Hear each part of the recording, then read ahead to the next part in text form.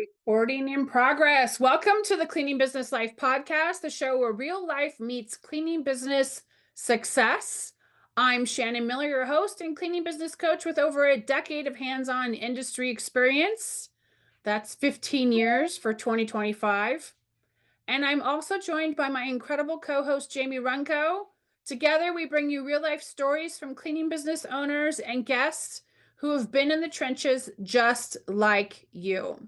You'll leave with small, actionable steps that you can implement today to boost your profits and simplify your cleaning business and your life. If you're ready to turn your hustle into a thriving, sustainable business, you are in the right place. Let's dive in.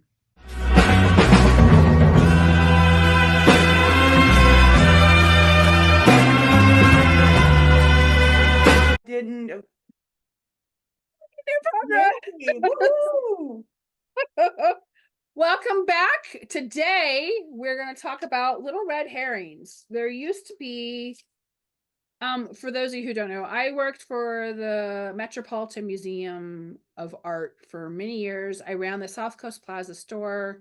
I took the store from being at the bottom of the tail up to the number 2 store. And the only reason why I never was able to beat to the number 1 store, because if anyone has ever been to New York, you go to Rockefeller Center and there is a Metropolitan Museum of Art store there. So obviously, 100,000 square feet versus a 10,000 square foot store, there's no way to compete volume wise. But one of the lessons I learned from the great late David Hopkins, I'm not sure if he's still around, is he talked a lot about little red herrings. And at the time, I was in my 30s. I'm dating myself too. I was like, well, what's a little red herring? It's a red herring is a little nudge, a little surprise to make sure that you're doing your job. So he talked about how when he was working in the retail level, how his boss used to leave him little red herrings throughout the store. And I'm like intentionally? And he's like, yeah, it was just like a trap. Yeah, it was a trap. It was a booby trap. So Yeah. to make sure that we were dusting, the glass shelves in the right order, that we were arranging things in the right order. It was to keep us on our toes. And what I'm seeing, because this has a direct correlation to our industry, is there is a TikTok video or two going around, and it's this lady talking about how she keeps her cleaner on her toes by leaving little either flamingos. I've seen ducks. I've seen coins, little red herrings, little red fish. A little or little coins underneath the rugs Or little coins to make sure you're doing your job. And there's this whole dynamic of what to do when you come across a house like this. And there's a huge conversation online. You can Google it. And you can even go into Reddit, which I never do. That's forbidden for Shannon. It's too graphic for me. I'm not allowed to go there. That burns in my brain. Excuse me. But there is a protocol to follow for when you come across a house with a homeowner who clearly has too much free time on their hands. Who does that? Someone with a lot of time. To make sure that you're hitting certain items. Our jobs are hard enough it is to facilitate from top to bottom, left to right. We get on automatic, we do our thing. But when you have someone who adds in flamingos to the mix, what would you do to that, Miss Jamie? So you have to know it happens. As a matter of fact, my cleaning techs have taken pictures before and say, do you think this was intentional? And I say, well, you know what? If it was, take it and put it in a pile somewhere where they can see that has been moved. And yes, you're doing your job. Here it is. Or, and then, to where they can visually see and just, I did a text and said, we found all your coins. Here's a whole jar full of coins for you. 101 of them. What's going on, Shannon? My name is Mike. This is my brother Steve, and we own S&M Cleaning Solutions. And we just want to tell you thank you from the bottom of our hearts. The 30-day sprint was amazing, and you really helped out our company a lot. Thank you. Finally given back the in my opinion, especially if you've had this client for a while, Right. I feel like it's a little on the disrespectful side. It is. Um, So they've watched the TikTok video and they're like, oh my God, I'm going to keep my cleaner on their toes because after all, they don't work hard. After all, they don't show up on time with a smile on their face. yeah, no, Rearranging your toys and picking up your dirty laundry so they can clean at no charge. yeah, no, that's another thing. I ask them all to tidy before we come over so that we can concentrate on the cleaning. That's my Right. line. That's my script every time. Right. And we, it depends on the client too. If I can have that open conversation with them. But normally I have so many systems in place now. I have a feedback and they don't go to anybody but me. Right. And they can tell me kind of in secret, like, hey, such and such missed this. And we've done a podcast on in regards to this. I handle it right then and there, whether Right. it's me that has to stop what I'm doing and go handle it. But and there's, you know, I just I don't like if I see that becoming a problem, then that's really, I don't know if that's the client for us because obviously you're telling me without telling me that you don't believe you're trying to catch us up in something to either get a free clean, which will never happen, uh, or extra cleaning for free, because that's what we offer. We offer to come out and do a re-clean of the spots that are been missed. Within a certain amount of time. Yes, Hey yes. everybody, Shannon Miller here from Clean Freaks University. I am talking to all my fellow cleaning business owners. Earn your way to your first 100K within your first year by using the methods that I teach inside of the Pricing Blueprint Masterclass. It covers regular maintenance cleanings, top to bottom deluxe cleanings, and move out cleanings. See you there. 3 weeks later. Yeah, it cannot be your next the day before your next clean and that reminder, the reminder text that my system automatically sends out to you.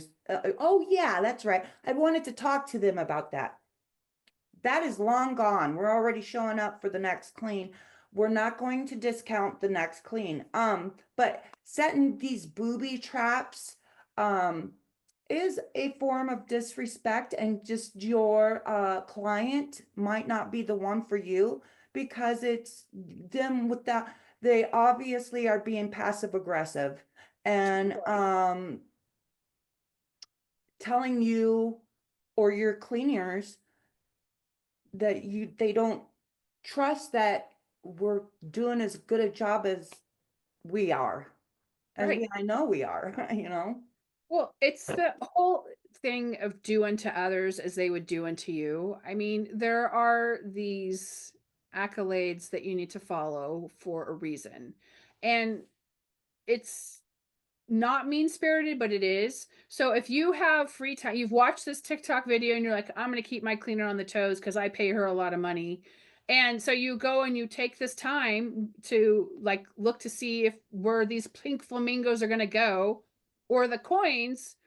When in actuality, if there was a quality issue, you should have addressed it. In the old days, when I was back out cleaning, I always had change in my apron. So if they left one coin underneath the bathroom trash can, I would leave several more coins with a smiley face on it. And then I would snap a photo and send it over. After a while, though, you don't have the patience for it anymore. And so you can just grab a paper towel, dump all the pink flamingos on the kitchen counter that is with the paper towel under them. Because then you don't want, Oh, repercussions then for, oh my God, that cross counter will contamination. be dirty. You're right.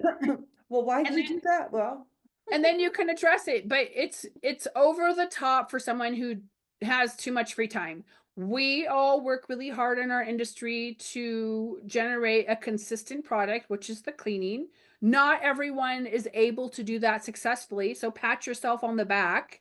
And not Yes. everyone's able to run smooth running shifts. Not everyone's able to provide the training that we have all paid and learned how to do to make smooth running shifts. So you're taking someone who is disrupting indirectly your schedule, and you have to decide whether you're going to keep them on or not.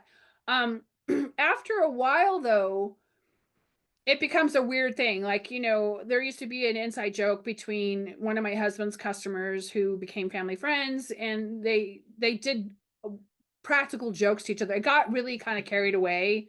And No. that's a different circumstance. I'm talking Right. about little teeny red herrings that are just left. Like they left, they would leave a penny underneath the books. Well, we're not going to normally move books unless it's a deep thing, right? Or they would leave, a toy behind the dry erase board, or they would, I had someone one time who was really upset that the cleaning tech missed the spider web. And I said, most of the blinds are closed in this room 99% of the time. And the fixture has been broken for 10 months now. So the lights have not been turned on. So I'm surprised that you guys even saw it. I apologize. But it's just this whole dynamic of how could you not see that? We pay you all this money. I'm like, the light fixture needs to be fixed. Right? It's just like this. Right. You can't be successful unless you set them up for success. So usually typical places that I've seen little red herrings or pink flamingos, the trash can, under bath mats, under dish soap in the kitchen. I've seen them. We had someone one time put some in the microwave and the person didn't see it and threw the wet microfiber in to heat it up and it caught on fire. And I Oh, was God. mad. And I was and then they wanted us to pay for the microwave. I'm like, that's BS. That's your fault. Yeah, exactly. Why would you leave pennies in the microwave? It says no metal. So yeah, be mindful of, if you want to take on that client, and you as the business owner, don't set your cleaning techs up like that. That comes down to a management issue and a training issue. And I can't train, so I have delegated that. I know how I want my business run, and there are some people that just know how to read me without step one, step two, and they can put it to somebody else better than what I can, even though I'm the owner. That's what's so awkward about it. But even though I'm the owner, but don't set them up and booby trap them either. It don't feel good. It don't feel good seeing those types of things. And yeah, just be mindful of the clients you take on if you start seeing stuff like that. Right. We had a client who left crumbs in the bed and expected us to vacuum the bed to get the crumbs out. And I'm that's the stuff I'm talking about. and I'm like, you didn't think about, hey, my little was in the bed. I mean, I was in between shows and I was upstairs making my own bed this morning, but it's a lot to ask of someone to spot crumbs. We're so busy and we're trying to get all of these tasks done. And then, by the way, I put all these crumbs in my bed. Can you vacuum them out? No, I'm happy to add that to your bill though. Yeah, It's yeah, like, exactly. no problem. So yeah, and to make sure that if they are, to start do the big price increase for them. That's a sure way of getting, so that they fire you. Definitely. And if they accept the price increase, woohoo! So Definitely. So use caution. If you have someone who has a lot of free time who has decided that you need to work harder than you do, then you have to decide whether you want to continue to have the relationship with that individual or not. I guarantee if it was reverse and we went to their job to make their job eat harder, they wouldn't like it. And it's just not a nice thing to do. So take heed if you have someone who does that. Put them on the thing, and then after the third or fourth time, if they keep reappearing in different spots and you keep having to pile it in, it's time to have a conversation with that person to find out what's going on and to give them their big fat price increase. And you can say, I'm happy to continue on with you. However, we keep finding this big pile of 27 pink flamingos. I'm going to have to increase your price by $75 per visit. then they'll be like, oh, Per Pete Flamingo. right? I'm just joking. I'm just joking. But that's what you really want to say. But yeah, I know. So It's definitely there. yeah, that's That's what we that's have it. to say about red herrings. We'll see Red you herrings. soon. Take care. Bye. Bye. Hey, what's going on, Shannon? My name's Mike. This is my brother Steve, and we own S&M Cleaning Solutions, and we just want to tell you thank you from the bottom of our hearts. The 30-day sprint was amazing, and you really helped out our company a lot. Thank you.